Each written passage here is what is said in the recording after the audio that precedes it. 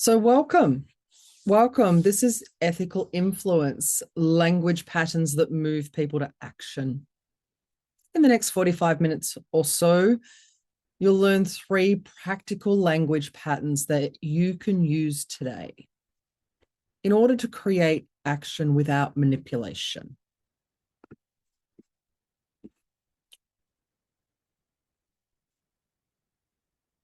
So a little bit about me. I've been in the coaching and NLP industry for 8 years now, and in the health and wellness industry for over 20 years. So I have a lot of interest in how the mind and body works and how it's all interconnected with our habits, behaviors, attitudes, and the way we operate.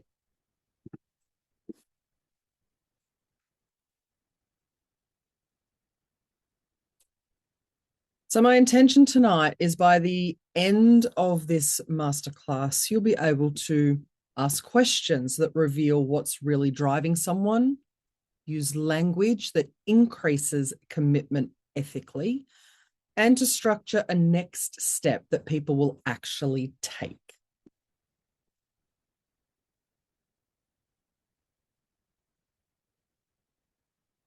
So let's define the line. Ethical influence is about clarity, consent, and mutual benefit. Manipulation is hidden agenda, pressure, and regret. So everything today sits on the ethical side. You'll help people to get clear, make clean decisions, and to follow through.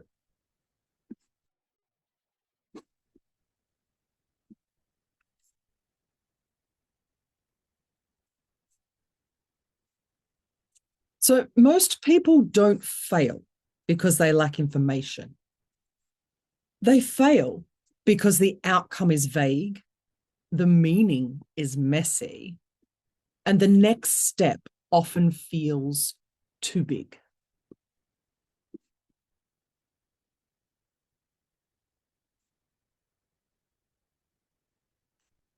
So here's the model for today's session. Outcome, meaning, and next step. So your job is not to win. Your job is to guide someone through these 3 steps.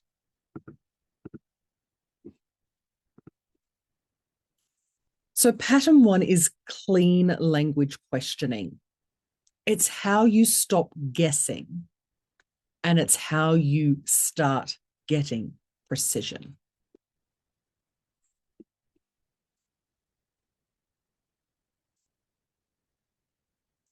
So let's look at these 3 questions, and I would advise you to use them verbatim. What specifically do you mean by, and whatever that topic is? And when X happens, what happens next? What would you like to have happen instead? When you use clean, precise language, this prevents mind reading, and it helps surface the real issues fast. So here's an example.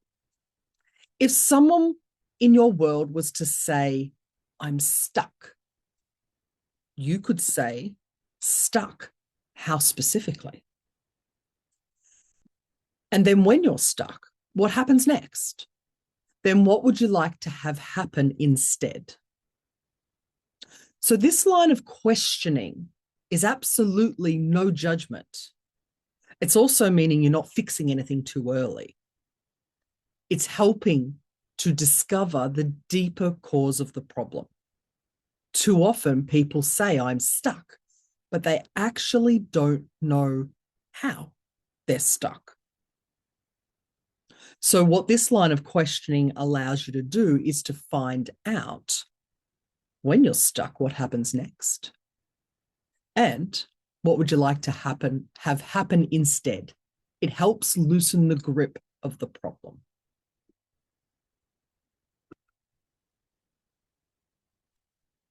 So for those of you on the call today, or if you're doing the replay, pick a real situation in your own world. and practice asking those three questions instead. So just take a moment and think of a real situation when someone isn't acting like a client or a teammate, a partner, yourself. And these three questions can be utilized. Answer them using the exact words that come up. So if I go back one moment, here's the questions. Stuck, how specifically? And when you're stuck, what happens next? And what would you like instead of being stuck?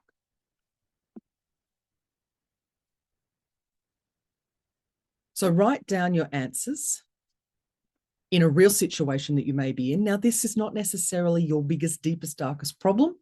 This could be a surface level problem. It doesn't have to be too deep, but pick a real situation and ask those questions of yourself. Write down your answers.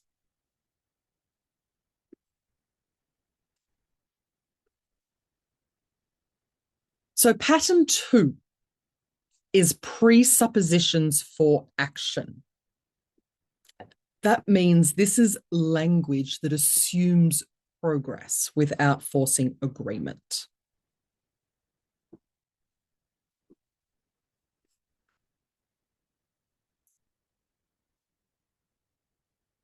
So here are 6 ethical templates that you could use immediately.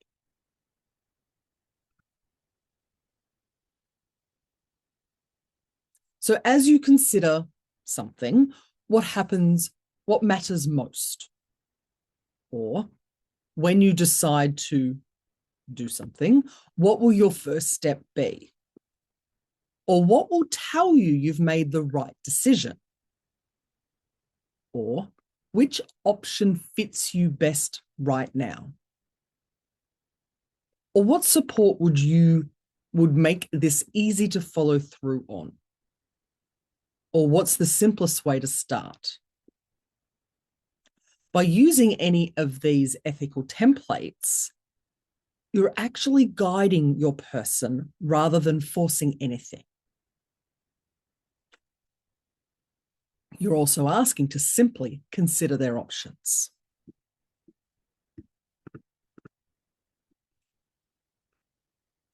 So, ethical presupposition. When you decide, what's your first step? In this presupposition, you're already saying when you decide. So the assumption is that that person has made a decision. If you were to use more a manipulative version, your language would be more like, you've already decided, so just do it. We never want to do that. We want to assume movement going to the next step, not compliance. And that's the massive difference between ethical communication and manipulative communication. We never want to be manipulative.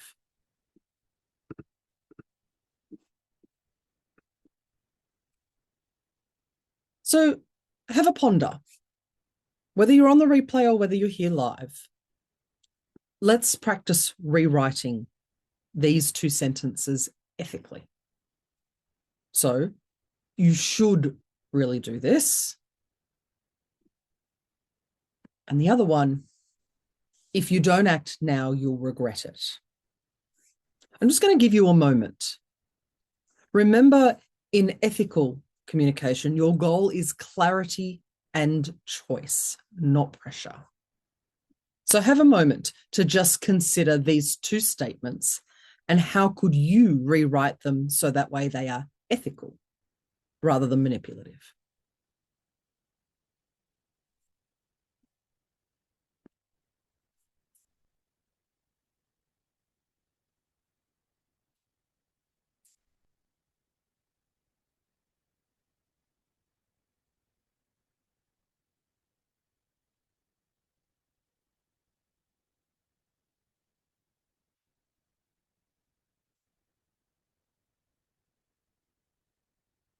Good.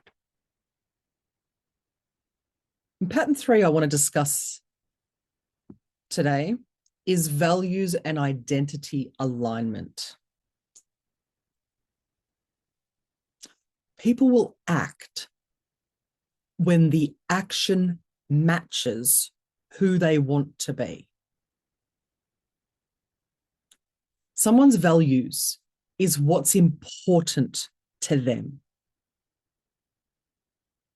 And when people act from those values, they will only act when it matches who they want to be and what's important to them. Identity is the personality traits that they've adopted based on their values. Now, of course, we know some people that seem to fake it and not be true and aligned to their values. But when we're wanting to communicate with integrity and with values alignment, then it's about being able to communicate where you are coming from, that place of your values, what's important to you. And when your values act, when your values match what you're talking about and what's important to you, that's when you'll be able to help communicate and help people act, when the action matches who they want to be.